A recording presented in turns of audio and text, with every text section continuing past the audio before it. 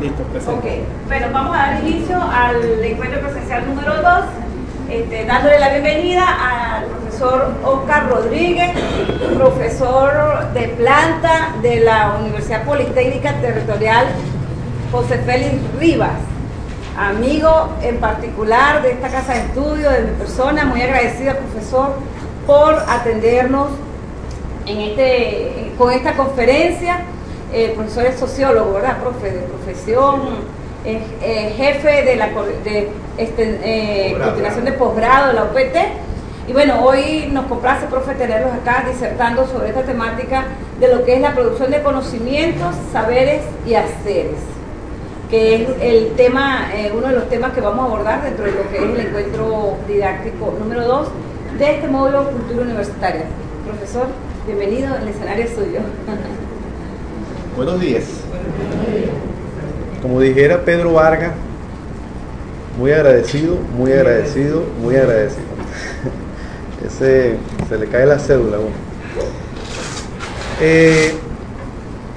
Palabras más, palabras menos.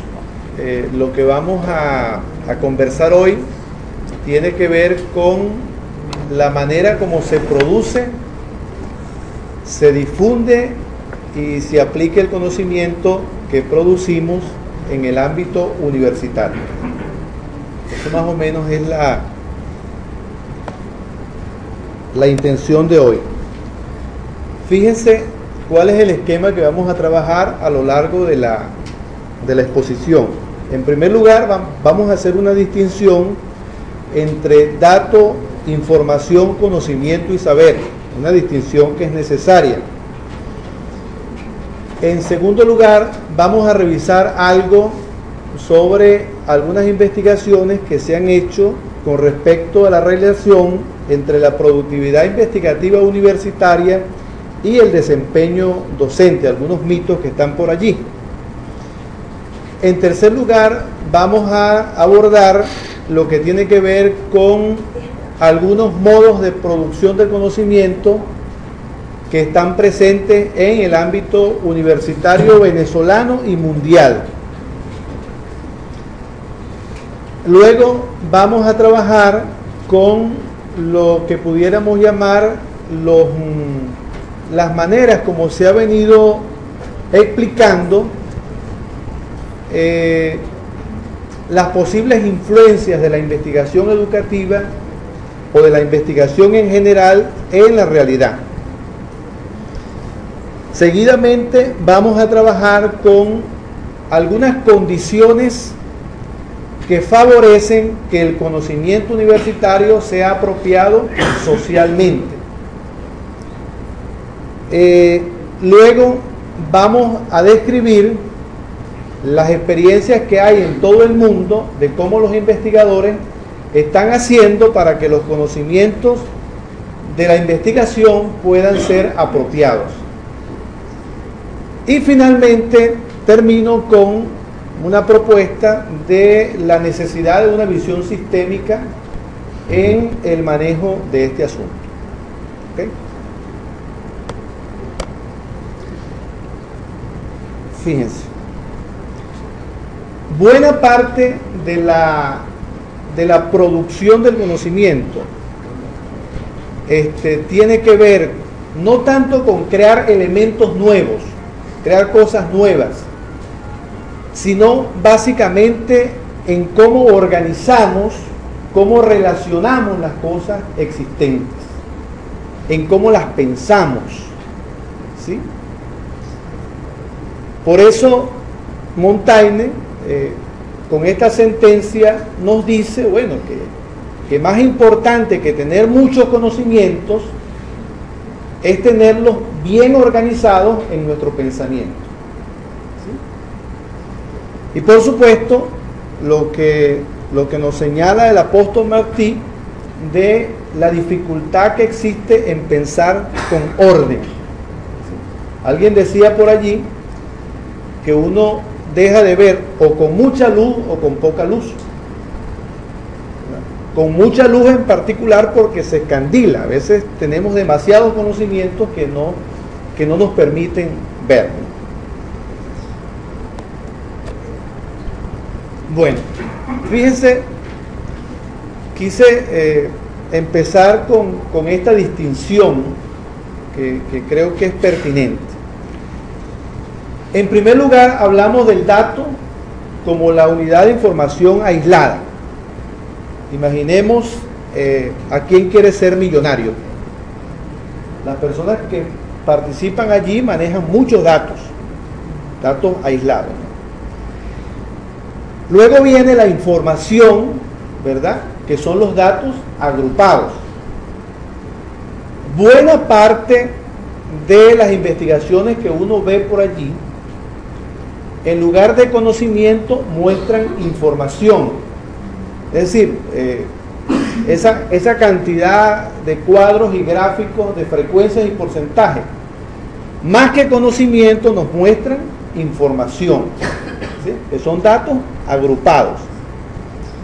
Luego viene la idea de conocimiento, ¿verdad?, que es el uso de la información, pero con un sentido explicativo, para explicar la realidad, para explicar las cosas.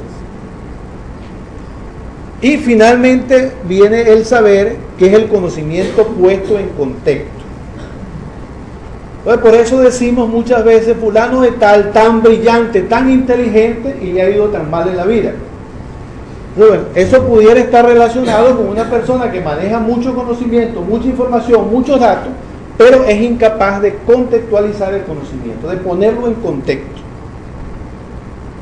Y eso, así como le ocurre a las personas, le puede ocurrir también a los países con tanto talento humano, pero que no, al final no son capaces de concretar que toda esa sabiduría, que todo ese conocimiento, que toda esa información sea adecuadamente utilizada para el desarrollo del país.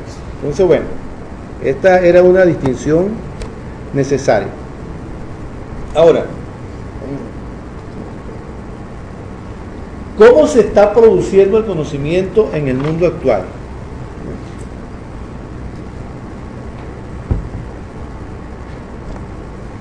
Hay un señor de apellido Gisborne, que yo lo cito mucho, porque me parece muy explícito,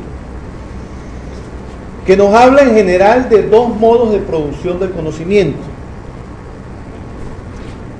Un primer modo, ¿verdad?, que es el modo 1, tiene que ver con el modelo clásico de la ciencia, y un modo 2, que es, entre otros, el modelo de conocimiento que están aplicando las transnacionales, ¿sí? Entonces, fíjense cuáles son las características de estos dos modos. Cuando yo señalo aquí, se va a ir. Sí. Fíjense, los problemas significativos. En el modo 1, los problemas que se investigan son significativos para la disciplina científica que estás investigando, ¿sí? Mientras que en el modo 2, los problemas significativos son los problemas reales, los problemas que están presentes en el contexto. Fíjense, ¿quiénes practican la ciencia? En el modo 1, que es el modelo clásico de la ciencia, son los científicos. En el modo 2, son los científicos y potenciales usuarios del conocimiento. Es el científico con el industrial que están allí juntos, produciendo. Les decía que el modo 1 es el modo clásico, como la academia asume el proceso investigativo, y el modo 2 es el modo como las transnacionales están asumiendo, y muchas universidades, ¿verdad?, están asumiendo la cuestión. Fíjense, ¿qué es la buena ciencia para el modo 1? Bueno, que haya una contribución al acervo científico. Y en el modo 2, ¿cuál es la buena ciencia? Aquella que produce soluciones al contexto, o sea, soluciones a problemas. O sea, son dos modos diferentes de concebir la manera como se produce el conocimiento. La validación en el modo 1 son los pares científicos. Cuando usted presenta una tesis, pues lo evalúan sus pares científicos, o sea, gente que está. En cambio, en el modo 2 la cosa se complica, porque además de los científicos te evalúan los potenciales usuarios de ese conocimiento que tú generaste. Los industriales que te dicen que está bueno, los usuarios directos, etcétera, ¿no? Y por supuesto, la organización en el modo 1 es una organización estable. Vemos en muchas universidades del mundo una línea de investigación que tiene 50 años, ¿verdad? Y la gente sigue en esa misma línea.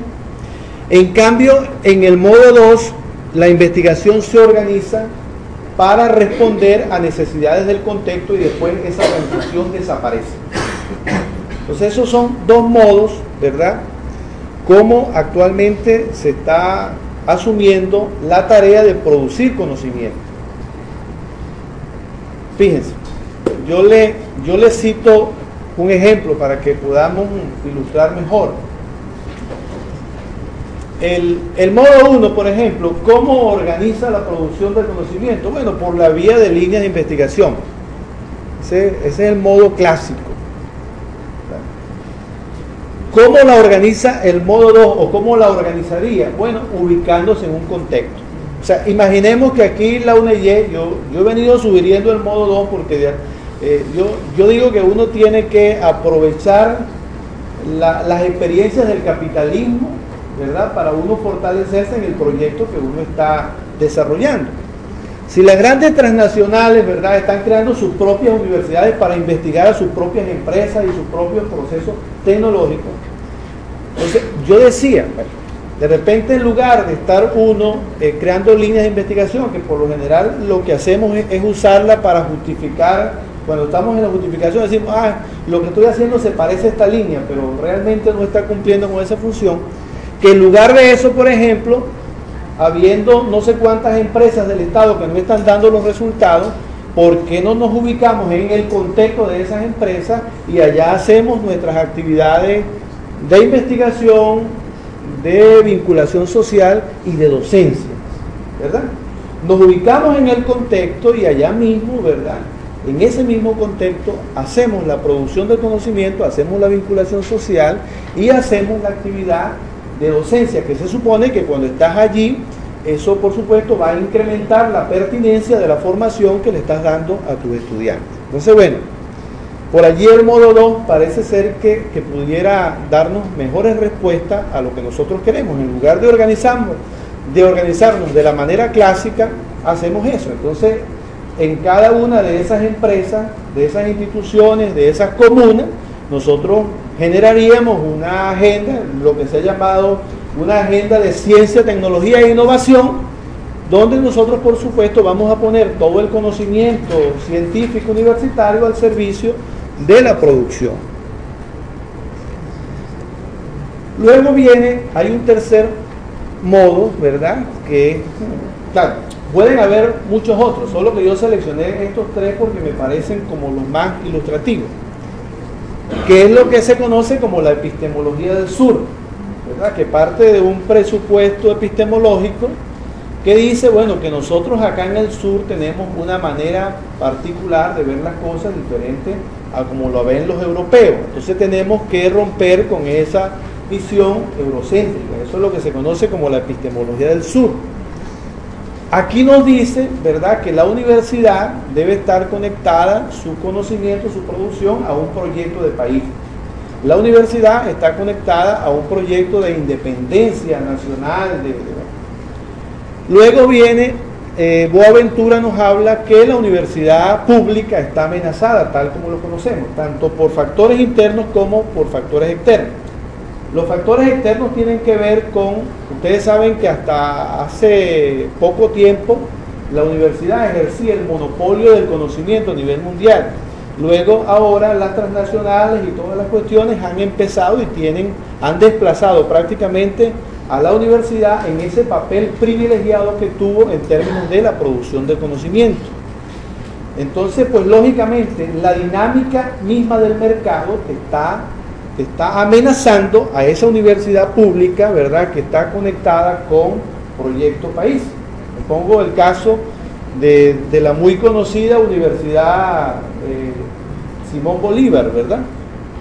Bueno, buena parte de los investigadores que allí están fuertemente conectados con empresas transnacionales. Son investigadores que hacen mucha muchos trabajos para esas grandes empresas. Entonces, bueno, de algún modo es como decir que la universidad se convierte en un tigrito, pero el verdadero trabajo está afuera para otros, ¿verdad? Entonces, bueno, y esa dinámica es muy tentadora. Si alguien, si una transnacional te va a dar todo el dinero del mundo, imagínate tú, un profesor allá cuyos salarios no son los más adecuados, pues la tentación de irte para allá es muy grande. Por eso Boaventura habla de que la universidad pública, tal como la entendemos, está siendo seriamente amenazada. La otra cuestión que destaca Boaventura, que rompe un poco con la idea del modo 2, es que la universidad es esencialmente una institución que mire en el largo plazo, ¿verdad? Que en medio de una situación difícil como la que estamos viviendo, ¿verdad? En lugar de estar desesperado, la universidad piensa serenamente en el largo plazo, ¿sí? Y Boaventura le asigna ese trabajo. Quiere decir, por ejemplo, que nosotros, en lugar de estar pensando, de estar investigando, que los sociólogos estén investigando lo que están haciendo en las colas, o que los economistas estén viendo cómo están las cadenas de comercialización, ¿verdad? En lugar de eso, que son investigaciones loables, la universidad debería estar pensando más en el fondo del asunto. Pudiéramos decir que la universidad está pensando, por ejemplo, en lo que es el problema de la cultura rentística, ¿verdad? Es esa cultura que se ha apropiado de todo y que no es gratuito. Por ejemplo, que durante la cuarta y la quinta el Estado venezolano ha hecho enormes esfuerzos por incrementar la producción y seguimos exactamente lo mismo. La gente simplemente, cuando le promete al Estado yo voy a producir, pero en el fondo lo que hay es una intención de apropiarnos de la renta. Entonces, aquí en el caso de esta crisis, por ejemplo, la universidad ciertamente pudiera estar estudiando los problemas de la coyuntura, de las colas, de las cadenas de comercialización, de cómo hacemos, etcétera, ¿no? Pero también pudiera estar pensando en el largo plazo, en lo que está en el fondo de las cosas. Y yo siempre he dicho que los universitarios no nos podemos dar el lujo de estar argumentando artificialmente, que estamos obligados, ¿verdad?, los universitarios, a pensar las cosas en su mayor profundidad. Ese es el reto. Y por supuesto, Boaventura habla de la ecología de saberes. Alguna gente la conoce como el diálogo de saberes, que no es otra cosa que el diálogo de la universidad con los saberes que están allí, ancestrales, etcétera, que a su juicio, con la modernidad, con el predominio del conocimiento científico, todos estos grupos que poseían conocimiento fueron marginados. Entonces, él habla de una exclusión cognitiva. Todo aquel que no manejaba el conocimiento científico automáticamente era excluido. Ahí están los pueblos afrodescendientes, los pueblos indígenas excluidos. Entonces, claro, este modo de producción del conocimiento que tiene Boaventura tiene toda una fuerte carga desde el punto de vista ideológico. ¿Okay? Bueno. Ahora, fíjense, la universidad que llaman Humboldtiana parte de una tesis que los profesores universitarios tenemos que hacer investigación, extensión, ahora conocida, la investigación ahora conocida como creación intelectual, la extensión universitaria ahora conocida como vinculación social, la docencia ahora conocida como formación integral, y a eso le agregamos la producción, ¿verdad?, que es otra función que tiene algunos cuestionamientos, pero que también se está diciendo, y los españoles hablan de la gestión, ¿verdad? O sea, los profesores universitarios sabemos que participamos en cualquier cantidad de comisiones de currículum, comisiones de tal, que a veces nos copian. Eso es lo que los españoles llaman gestión, es decir, serían como 5 funciones universitarias. Entonces, fíjense los resultados de esta investigación, ¿verdad?, que nos hace caer un mito, ¿verdad? En teoría, un profesor que sea un tremendo investigador, en teoría debería ser un mejor profesor. Eso es lo que dice el convencionalismo. Pero muchos estudios están comprobando que eso no es así, que la relación entre productividad investigativa de una universidad con respecto al desempeño docente es de apenas un 2%, es decir, un 2% de la productividad investigativa influye en el desempeño docente. Significa que podemos tener una universidad full de doctores, ¿verdad?, con todas las publicaciones del mundo en las revistas arbitradas, indizadas, internacionales que están en el ranking, etcétera, pero tener una universidad con un pobre desempeño docente. O sea, eso es posible. O sea, no hay una relación automática en que si investigas mejor estarías siendo un mejor profesor. De hecho, hay gente que se opone, que sostiene que eso de que los profesores hagamos investigación y hagamos al mismo tiempo docencia. Es más, hay alguna gente que dice el sentido del ejercicio de la docencia en el ámbito universitario es que tú trabajes con los conocimientos que tú generas. O sea, hay gente que lo dice así de manera arrogante inclusive, ¿no? Que no tiene sentido que tú estés dando clases en cosas que tú no has producido conocimiento. Entonces, pero hay gente que sostiene que esta idea es absolutamente falsa, ¿no? Que la vocación para la investigación, los conocimientos, las destrezas, las habilidades, etcétera, para la investigación son muy diferentes a las vocaciones que tienen para la docencia. Entonces hay gente que sostiene que esa es una idea falsa, ¿no? Que son profesiones diferentes. Entonces, bueno, hay todo un cuestionamiento con respecto a eso que quiero que sepan que existe, ¿no? Que hay gente que sostiene eso. Entonces, bueno, ese es un dato importante. Fíjense en un estudio que se hizo en Venezuela. O sea, estoy tratando de ver qué es lo que se hace con el conocimiento que se produce, ¿sí? En un estudio que se hizo en Venezuela, bueno, dice que entre el año 2000 y 2005 hay un estudio que dice que casi el 90% de los profesores, de los académicos, ni están suscritos ni consultan regularmente las revistas científicas de su especialidad. Entonces, y si nos vamos a los datos, ¿verdad?, de lo que se publica, la experiencia es más traumática. La mayoría de las tesis que estamos produciendo a nivel de posgrado, bueno, ahora porque hay una obligación, se publican, pero realmente no hay esa conexión que sí posiblemente existe en campos como el de la medicina, donde el ejercicio de la profesión se basa en eso. Pero en particular en lo que tiene que ver con el conocimiento educativo, aquí hay varios educadores. Bueno, la mayoría de los educadores no orientan su práctica en función de esos resultados de investigación científica. Y eso ocurre en los mismísimos Estados Unidos. Los norteamericanos están preocupados, ¿verdad?, porque sus educadores, en lugar de orientar su práctica docente en función de las evidencias científicas, simplemente se orientan por su razonamiento común. O sea, no ejercen una educación científica. Y están muy preocupados hasta el punto de que en el año, una de las políticas que formularon en el año 2003, señalaba exactamente que ellos quieren fomentar una educación basada en evidencia científica.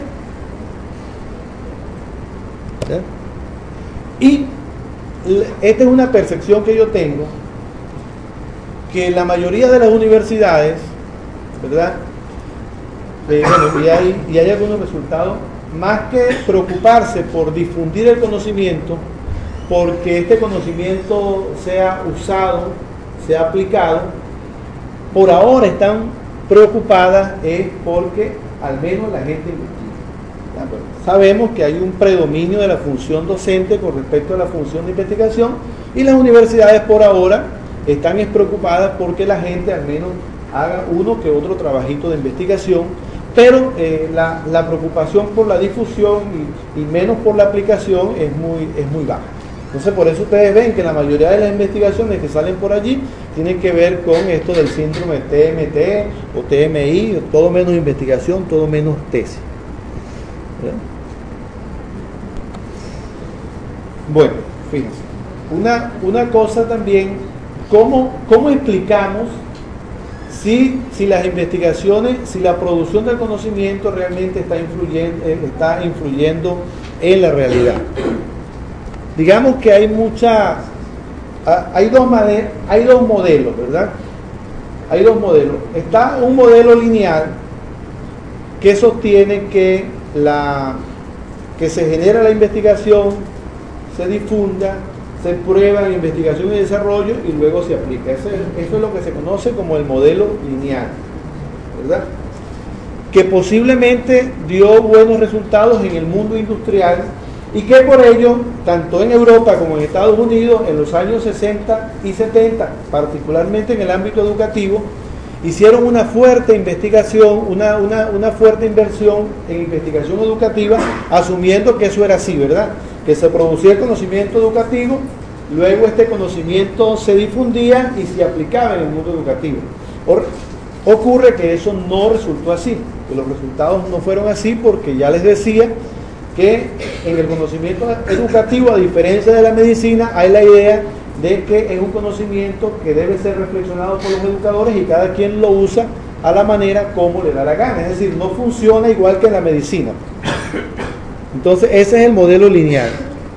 Y luego vienen unos modelos no lineales. Hay un modelo interactivo que dice que en el mundo de las ciencias humanas hay una interacción permanente entre producción, mediación y aplicación. Era lo que yo les decía.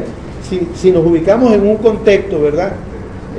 En el contexto de las empresas, en esas empresas se genera el conocimiento, se aplica, se difunde, se aplica, pero cuando se aplica se genera conocimiento, es decir, hay una interacción entre todos esos procesos.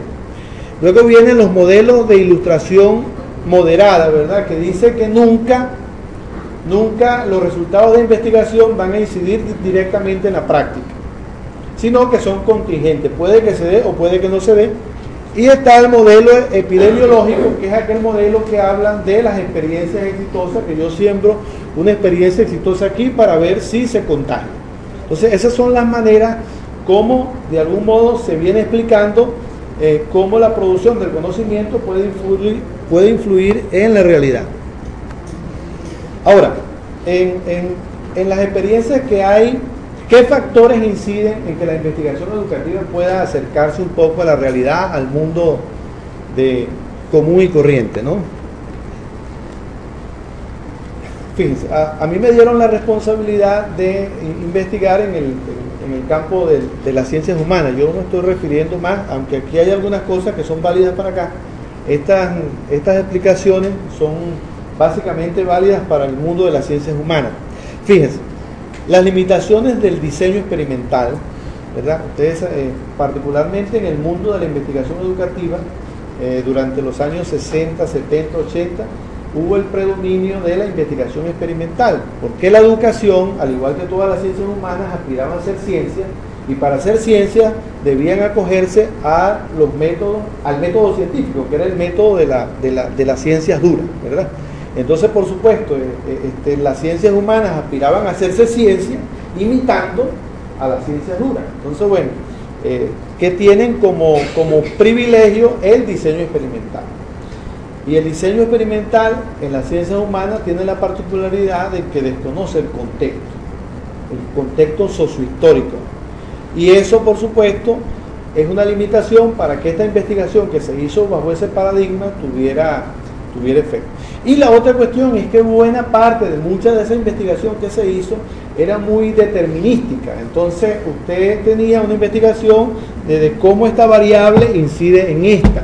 Entonces había un limitado número de variables. Por eso en la época actual, quienes se ubican en el paradigma positivista y quieren realmente hacer una investigación científica, están trabajando con lo que llaman los modelos de análisis multivariable, ¿verdad? Asumiendo que la realidad es muy compleja y usted puede tener, para explicar un asunto sencillo, bueno, son 300 variables que usted tiene que analizar en conjunto para poder darle explicación, y no como antes, y no como se sigue haciendo ahora, porque tú ves cómo influye esto en esto, ¿no? O sea, las tendencias de la investigación nos dicen que los problemas son muy complejos.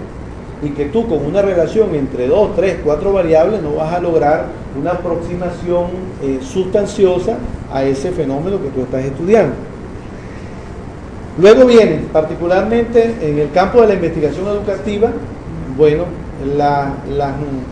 está súper comprobado que las instituciones educativas y particularmente las instituciones universitarias son muy resistentes al cambio, son muy conservadoras a pesar de que supuestamente deberíamos estar.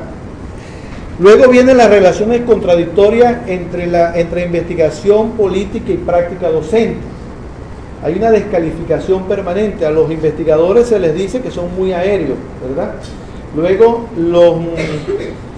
los investigadores le dicen a los docentes, bueno, que no toman en cuenta la evidencia científica. Y los que ejercen las políticas educativas, en este caso, más que por evidencia científica, orientan sus decisiones en función de horizontes más ideológicos. O sea, las políticas educativas, ojalá y pudieran fundamentarse en evidencias científicas de lo que funciona o no funciona, no. Básicamente, las políticas educativas están fuertemente impregnadas por los imaginarios ideológicos, ¿verdad? Lo que las aleja un poco de las influencias de la investigación educativa. Y por supuesto está el poder de convicción de la investigación en las ciencias humanas. Muchas investigaciones se caen por su obviedad, por ejemplo, por decirle, bueno, ¿cómo incide la desnutrición en el rendimiento escolar? Mucha gente dice, eso es obvio, ¿no? O sea, entonces, bueno, no, aparentemente particularmente la investigación educativa presenta resultados tan obvios que la gente pues no los toma en cuenta. La otra cuestión, continuidad de los programas de financiamiento de la investigación educativa. Está súper comprobado que buena parte de la investigación que hacemos en nuestras universidades básicamente se orienta a la obtención de un título académico o de un trabajo de ascenso, pero no tiene continuidad en el tiempo. Simplemente hacemos eso, pero no hay una continuidad. Y para que una investigación, una actividad investigativa realmente tenga influencia, tenga impacto, debe tener tiempo de madurez para consolidar los conocimientos, para aprobarlos, para hacer todo eso. Y bueno, y la disponibilidad de resultados de investigación según demandas de reformas educativas. Las universidades no, aquí en Venezuela al menos siento que no han hecho ese esfuerzo de organizar el conocimiento para ponerlo a la disposición de las reformas que se estén. Por ejemplo, si el gobierno nacional dijo que, bueno, que había que trabajar el tema de la calidad educativa, se suponía que las universidades que tenían escuelas de educación deberían decirle al gobierno, mira, aquí está este portafolio de investigaciones sobre la calidad educativa que está disponible. Pero no siempre eso está disponible porque, repito, las universidades más que todo se han preocupado porque la gente medianamente investigue, ¿no? Ahora, fíjense, nosotros de qué modo las instituciones educativas, los investigadores y las organizaciones están haciendo para acercar la producción de conocimiento a la realidad, pues, para que sean útiles, ¿verdad? Entonces, fíjense, todas estas son experiencias que se están viviendo a nivel nacional o internacional. En primer lugar están los procesos formativos. La idea es que los resultados de investigación que uno tenga en cualquier tesis podamos traducirlo en procesos formativos, en un curso, un taller, un diplomado, etcétera, ¿no? Esa es una manera. Movimiento pedagógico, ¿verdad?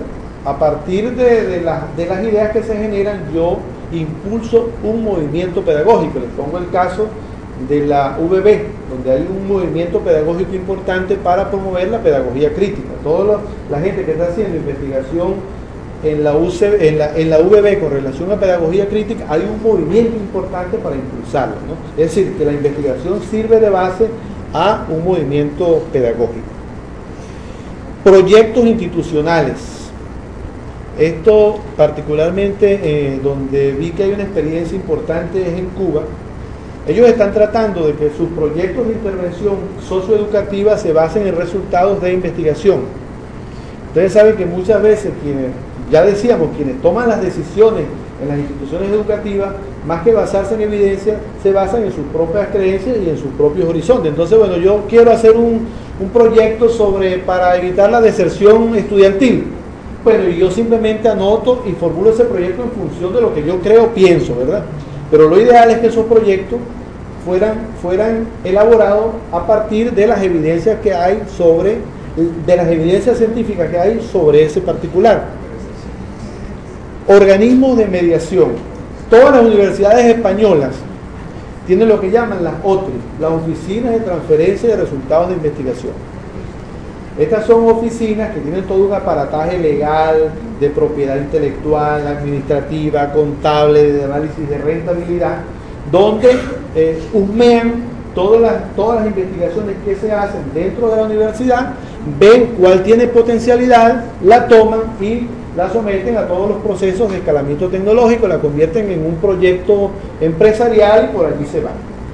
También destaca mucho, además de las universidades españolas, estuve viendo que el Tecnológico de Monterrey también ha hecho un esfuerzo importante de cómo traducen todos sus resultados de investigación en proyectos empresariales, iniciativas, ¿verdad?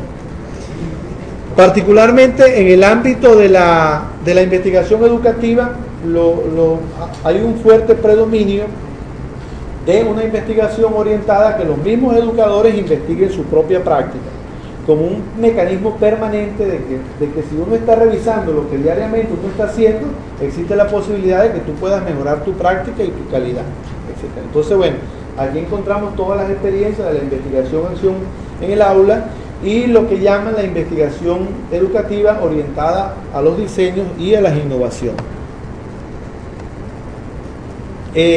Bueno, otro modo como se está haciendo, que ya hay experiencias importantes en Venezuela, es la construcción participativa de agendas de ciencia, tecnología e innovación en contextos concretos.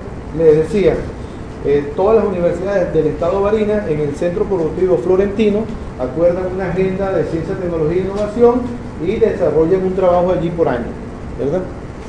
Metaanálisis de la investigación con fines de aplicación del conocimiento. Particularmente esto se está dando en la Academia de Ciencias Educativas de México.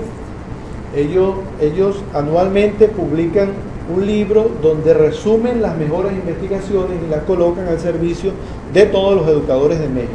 Y le dicen a los mexicanos, bueno, estas son las investigaciones que están rigurosamente soportadas y usted puede hacerle caso que haciendo esto usted puede mejorar su práctica educativa.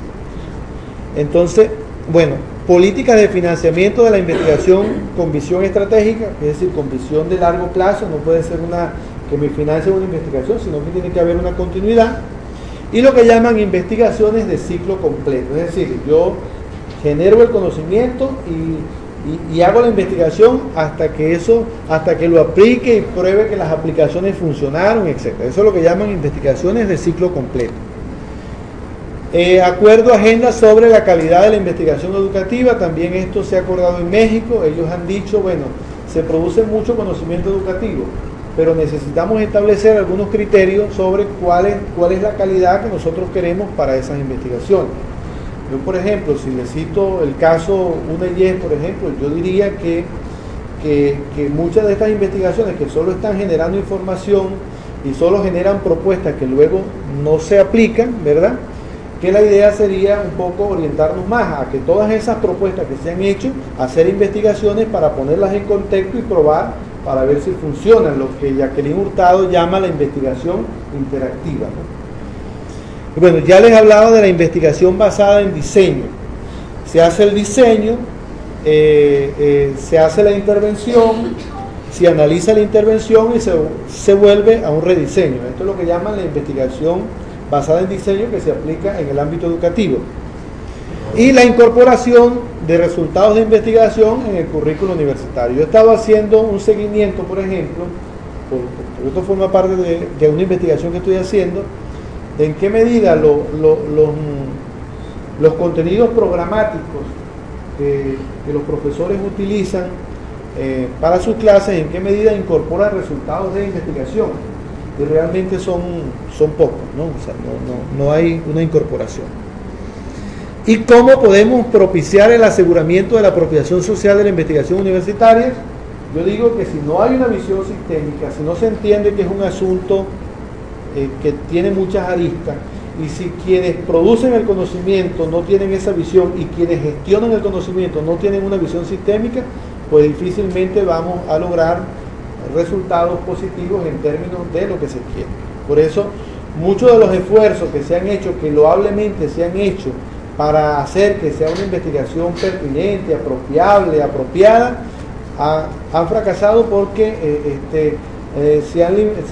han tenido una visión muy limitada. Por ejemplo, hay gente que dice, yo con la investigación actual, acción yo resuelvo. No. O sea, si la investigación acción no está conectada a todo un proceso de política institucional que esté orientada hacia eso, muy difícil se van a obtener resultados. Entonces, yo sostengo que tiene que haber una visión sistémica, ¿verdad? Y yo citaba el caso de la transformación universitaria. ¿Por qué sentimos de repente que a pesar de todos los esfuerzos que han hecho por impulsar la transformación universitaria, mucha gente que lo hace por aquí? Bueno, porque no hay una visión sistémica. No hay una visión que permita entender que los asuntos son más complejos de lo que estamos imaginando. Y bueno, yo aquí tengo un modelo que estoy construyendo, ¿verdad?, donde se generan los procesos, resultados de investigación, hay unos modos como se apropia, hay unos factores que propician esa apropiación, luego esa apropiación se concreta en fines de la realidad, y luego, bueno, es un círculo virtuoso que se genera allí. Bueno, gracias.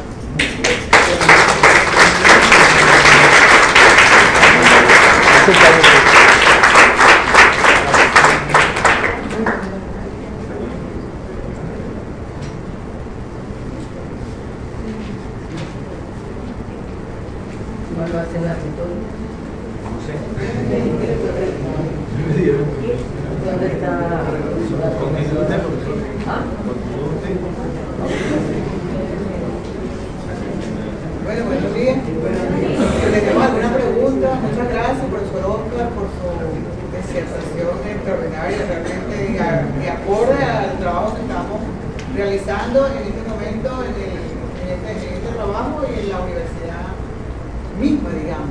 Entonces, si tienen alguna pregunta, ¿todo bien?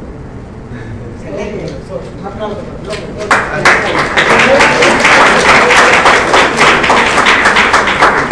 Pérez, ¿iba a hablar? Buenos días, profesor. Buenos días. De verdad que, primero que nada, profesor Oscar, debo felicitarlo 20.000 veces más. Pero una pregunta es, ¿cuál es tu línea de tesis doctoral? Justamente esta, la apropiación social de la investigación. Exactamente, o sea, hago esa pregunta, no sé si se lo había comenzado al auditorio antes de... No. Porque creo que el aporte que tú estás dando con tu exposición es muy grande